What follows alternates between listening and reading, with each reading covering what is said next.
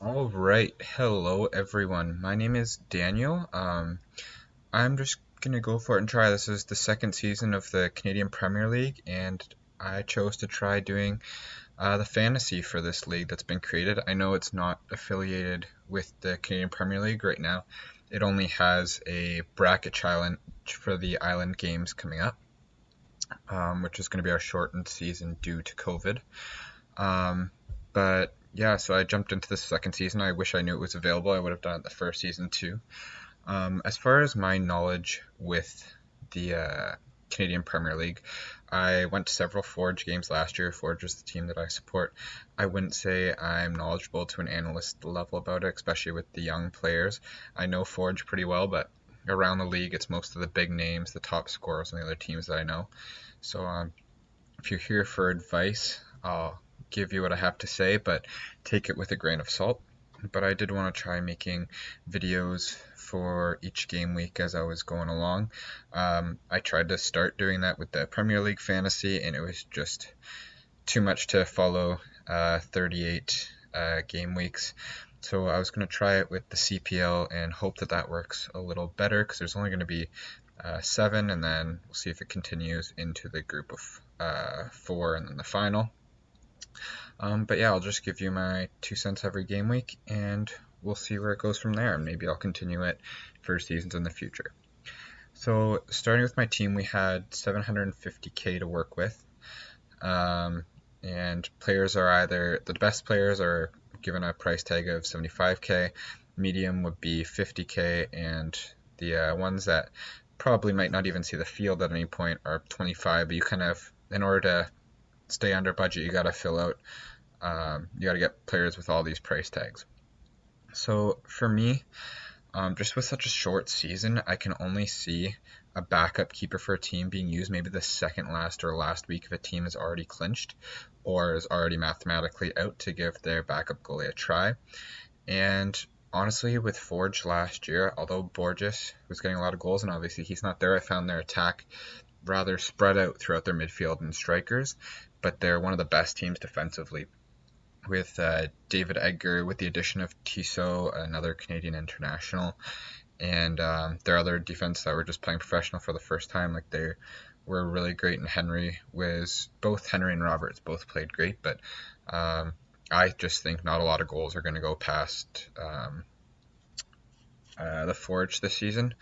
So that's why I loaded up really heavily on the defense as well as getting Henry as in keeper for Forge. So we got Henry. Grant I thought would be good. I was going to have Edgar, but he's in the next highest price bracket. So I dropped down to Grant, as well as Grant plays CDM role sometimes. So he might even get some attacking returns. Tissot is a little wishy-washy for me with the research that I've been doing. Tissot looks like he might be a starter, might not. He might need to earn it in the first couple games, but he can also get forwards. So that might also be some attacking returns there. And then as far as my other defense go, I wanted Zader, but again, he's the next highest price bracket. In order to get some more money to put towards my attack, I dropped down, and I do not know much about Mavilla, but as far as last season, he seemed to be starting a lot of games, and he was highly talked about by other analysts that actually cover the league that know more in depth than I do about it. So I picked him up, and Thompson was one of the very few 25K players that I actually saw would be projected to starting in some people's lineups. So I thought if I'm going to get a 25K player, I might as well get one that at least has a start or has a chance of starting. So I picked up Thompson. By the way, going through here, this is also what I'm thinking my week one is going to line up as. I may make changes. I've made a bunch over the last couple of days, but I'm pretty set that I think now that the schedule's out and everything, I think I am set with this. One of the last players that to come into my lineup that I'm actually thinking about making captain now is Petrasso, coming from Valor last year. He was one of the best players in the league, and he could even have an attacking role. So the fact that he's listed as a midfielder will get an extra point per goal and can get clean sheet points. And York 9 is looking like one of the stronger teams that for sure I think will make it to the group stage, but may even come first in the whole first round. But that's why I have him in there, because I think he's basically, if you can get a mid that's going to actually end up playing as a striker, I'd say that that's a must-have every day of the week. Then we got Pasquati, who actually is a player that I do not like.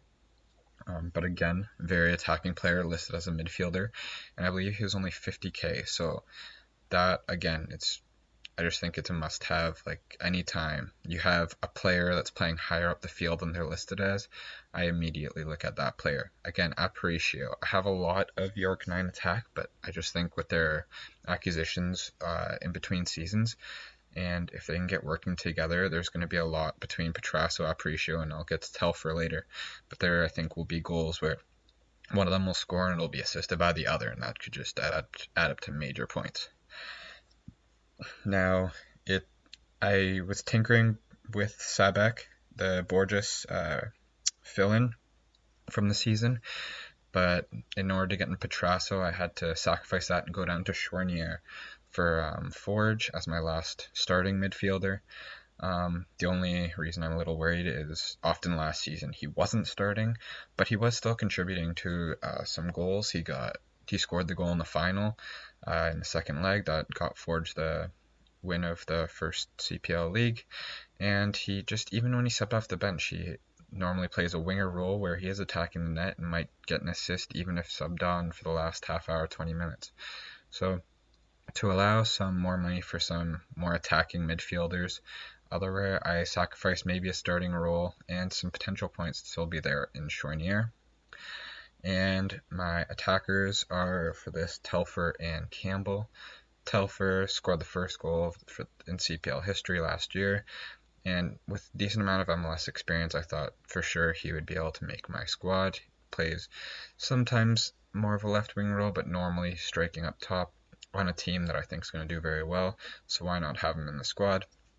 And Campbell, who I don't know if this is for sure, but I think he was the second scoring behind Borges, so out of what's left, the highest scoring player in the CPL last year.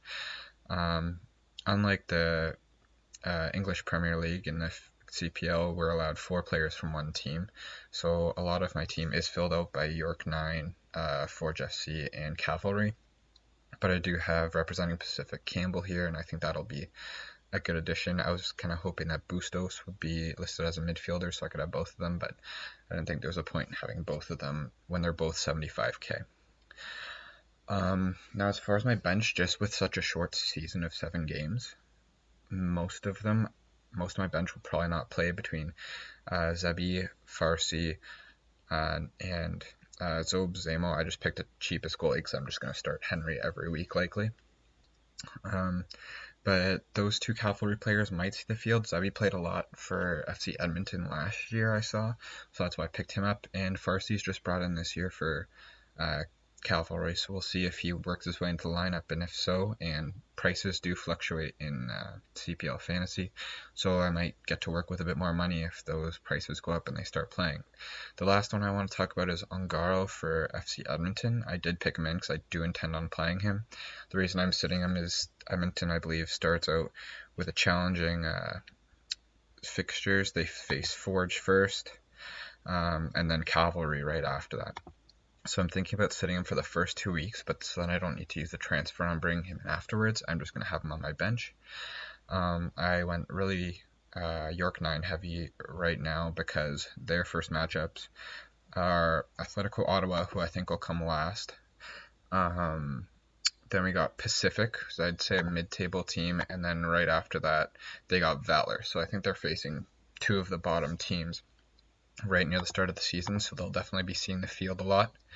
I got my Forge players in, and I'll likely run 4 Forge players all season, as it's a double game week for them starting out, but where it's going to get tricky is they're playing the weakest opponents right at the end, sandwiched in between a week where they won't play.